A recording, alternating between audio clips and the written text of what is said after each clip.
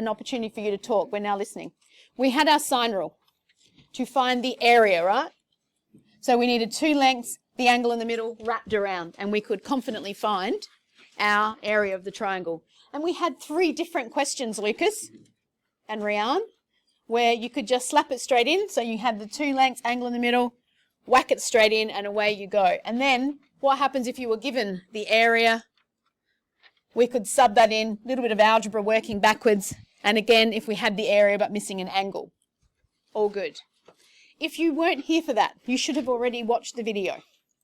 If you haven't, that's okay, because we can still do the sine rule without having done, without having done the previous area formula. Oh, we didn't want that either. That was a poor form. I think I've got the wrong thing. Oh, here it is. Okay, so we covered the sine rule. Do you remember this? And it was all about the pairs. Pairs, pairs, pairs, pairs, pairs, pairs, pairs, pairs. Okay? If you had an angle and its opposite length, we had a pair, awesome. We could then find an unknown length as long as we had its opposite angle. Do we remember this? Fantastic.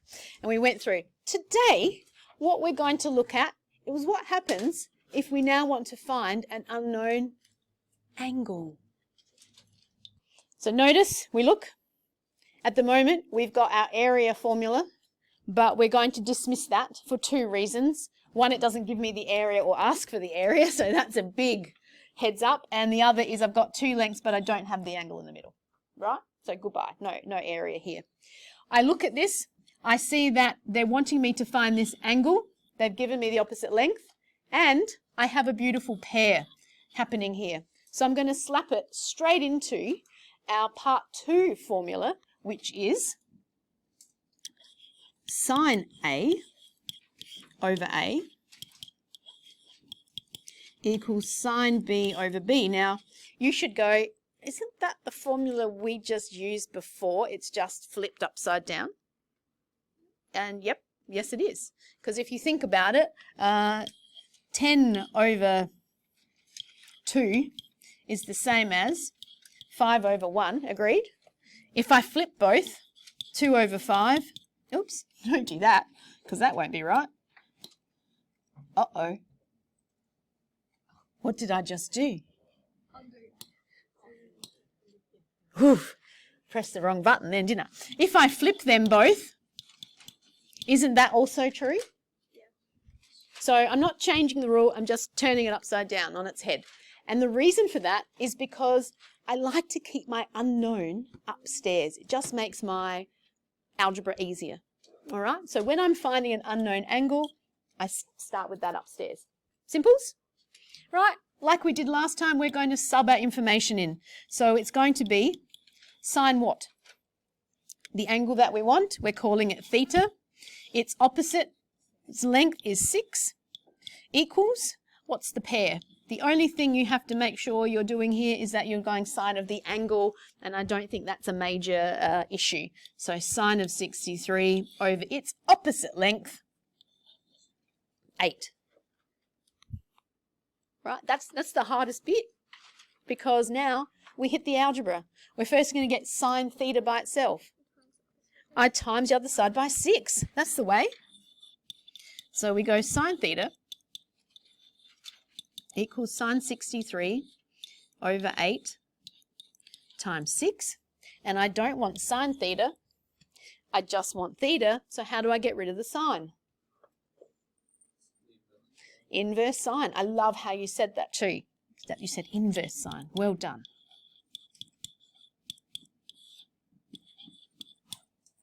I would like you to take advantage of your answer key, all right? And I want you to type this bit in first. So sine 63 times 6. So we're going to go, am I in degrees? Yes, I am. So we're going to go sine 63 over, was it 8? Yes. Times 6 equals. The reason that I want you to do this is that you will find, this is a stopgap right now, to see if you've done something wrong. Because if this answer in here is bigger than 1, or less than minus 1, it's wrong, right? You cannot take the inverse sign of anything that's bigger or less than minus 1. Right, and now I don't write this decimal. Please do not write that decimal down. You just go shift sign of your answer equals. And I'll just show you, if you go shift sign of, let's go if it was 1.058, right? Bigger than 1, error. So you can get a bit of a stopgap and go, oh, let me go back and check. Have I typed something wrong in my calculator? Have I written the question down wrong? Have I done the wrong ratio? Check. It might be, right? Sometimes the answer is not possible. This is impossible triangle. But at least you know. Okay, so we've got that. Can you please start and get the first line for this triangle? No tricks. Right, so everyone, love it. They all got this done nicely. Well done. And are we all happy that everybody got 56.1? So well done, you can use your calculator correctly. Rian, I've just said, Houston, we have a problem. Why? Look at the diagram. Now we know that the diagrams are not drawn to scale, but this one's not totally inaccurate, and yet this is what type of angle?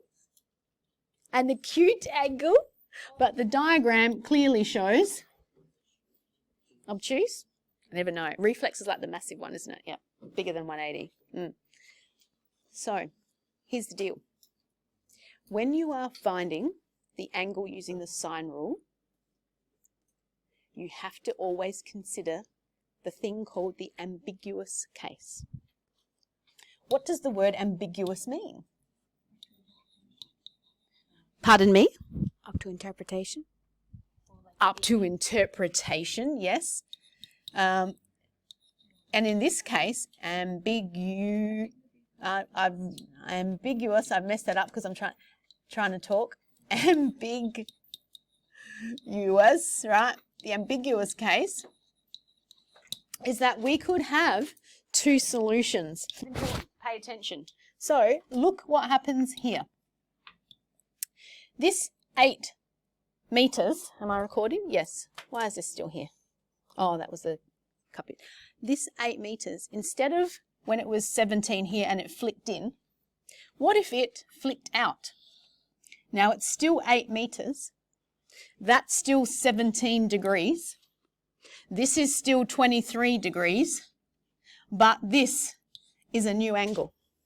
So it's satisfying everything.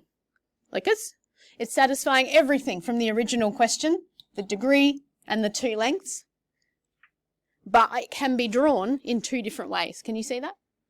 So we have to find out, I reckon this one is your 56.1 degrees. How do we get our second solution? It's really, really complicated. Not. So this is what you have to do whenever you use your sine rule. You are going to do this, and I'll flick that up again in a minute. You are going to check for the ambiguous case. And how do we do that? We say 180, take the answer that you had, which is 56.1. What's that going to be left with? 120, I want to say, or falling down. Which way? Right? And now we say, so we're saying, could the other angle, right? Could the other solution, right? This angle here, could this be 123.9? Now for it to be that, it would have to be that 123.9 plus the angle that's already in the triangle, which is 23. What has to be the case with these? It has to be less than, how many degrees in a triangle? 180. So is that less than 180? Huzzah. So that means I have 2 solutions for this triangle. It could be 56.1 or it could be 123.9. Okay, what did we get here? What was our answer for that first one? Bowen, did you get that? Okay, so again, it's not rocket science to check this.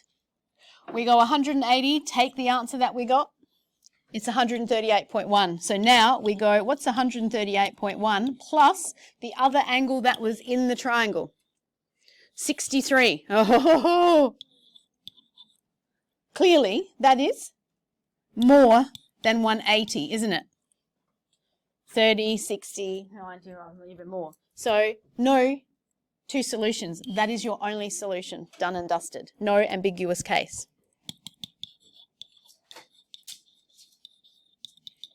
Does that make sense?